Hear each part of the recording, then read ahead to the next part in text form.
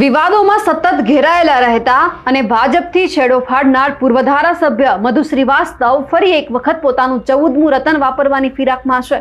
ફરી એક વખત તેઓ રાજકારણમાં એક્ટિવ થયા છે અને આ વખતે ફરીવાર જે અધિકારીઓ છે તેમનો ઉધડો લેતા પણ નજરે પડ્યા છે। હવે મધુ શ્રીવાસ્તવ નવા જૂની શું કરવા જઈ રહ્યા છે તેમની વિગતે ચર્ચા કરીએ। નમસ્કાર, આપ જોઈ રહ્યા છો નિર્ભય ન્યૂઝ અને હું છું આપની સાથે રિદ્ધિ।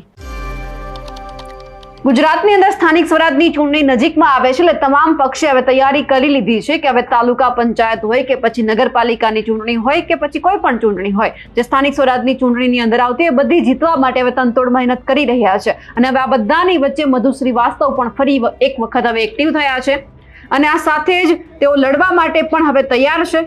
પણ આ વખતે વડોદરામાં કંઈક નવા જૂની થવાની તૈયારી છે કારણ કે ફરી મધુ શ્રીવાસ્તવ સક્રિય થઈ રહ્યા છે।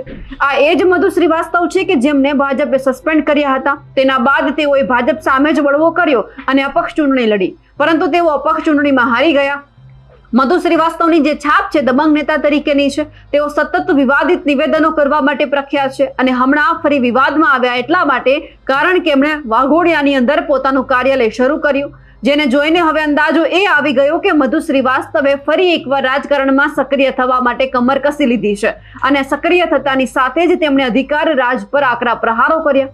અગાઉ પણ તેઓ સરકારી અધિકારીઓની દાદાગીરીના સવાલો ઉઠાવતા રહ્યા છે, પણ આ વખતે મધુ શ્રીવાસ્તવ કંઈક નવા જોમ જુસ્સામાં દેખાઈ રહ્યા છે। કાર્યાલયના ઉદ્ઘાટન પછી ખુલ્લી ચેલેન્જ એ લોકોને મારી દીધી છે કે જે એમને નડી રહ્યા છે ને કહી દીધું કે કાવતરા કરનાર કાન ખોલીને સાંભળી લેજો, હું મેદાનમાં આવી રહ્યો છું। પછી જે 2 નંબરના ધંધા હોય કે જે અન્ય હોય તે સમજી જજો। જો 14મું રતન ન વાપરું તો મારું નામ મધુ શ્રીવાસ્તવ ન કહેતા। આ મધુ શ્રીવાસ્તવ છે ભગવાન સિવાય કોઈના બાપથી ડરતો નથી, બધાને ઠેકાણે પાડી દઈશ। વાઘોડિયાની પ્રજા જેને વર્ષોથી મેં વચન આપ્યું છે હું જીવતો રહીશ અને મારી શ્વાસમાં શ્વાસ છે ત્યાં સુધી હું તમારા પડખે રહીશ, તમારા કામ માટે ખડે પગે કામ કરીશ।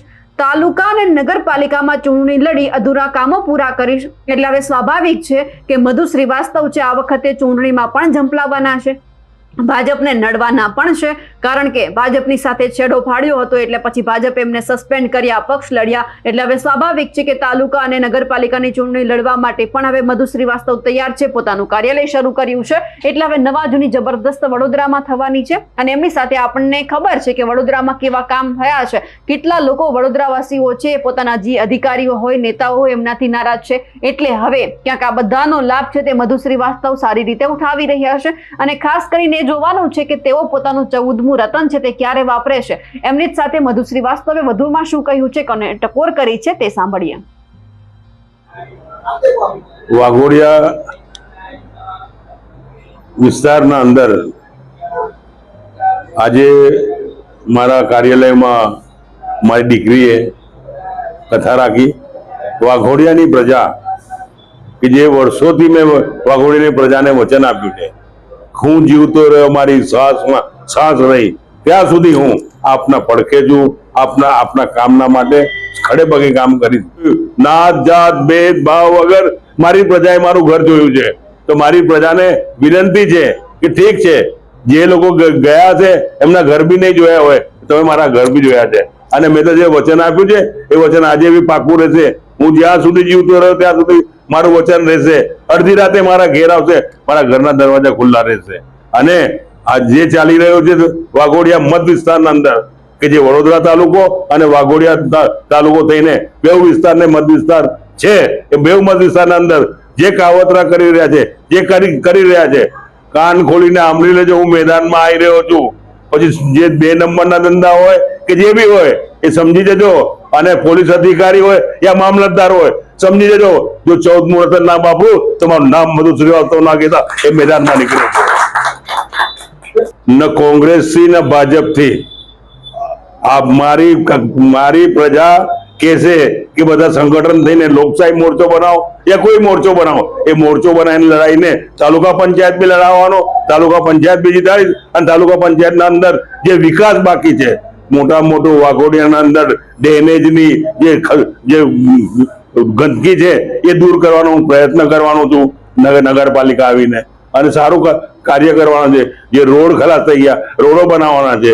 શુદ્ધ પાણી નથી મળતું એ પાણી લાવવાના પ્રયાસ કરીશ। નર્મદાનું પાણી લાવ્યો છું, બધું જ લાવ્યો છું, પણ જેની પાછળ કોઈ વિકાસ નથી થયો અને વિકાસ કરવા માટે જ આજે ઓફિસ ખોલે છે. હાલમાં મેં કેવડાવી દીધું, આવડે જ કેવડાવ્યું છે કે જે બી અધિકારી હશે કાન ખોલીને સાંભળી લેજો. આ મધુ શ્રીવાસ્તવ છે, કોઈના બાપથી ડરતો નથી, ખાલી ભગવાન સિવાય. બાકી કોઈને સિંગડા ઉગ્યા નથી, બધાને ઠેકાને પાડી દઈશ, આટલું ધ્યાન રાખજો.